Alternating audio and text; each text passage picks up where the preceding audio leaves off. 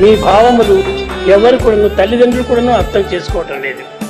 అది నాకొక్కరికి మాత్రమే తెలుసు.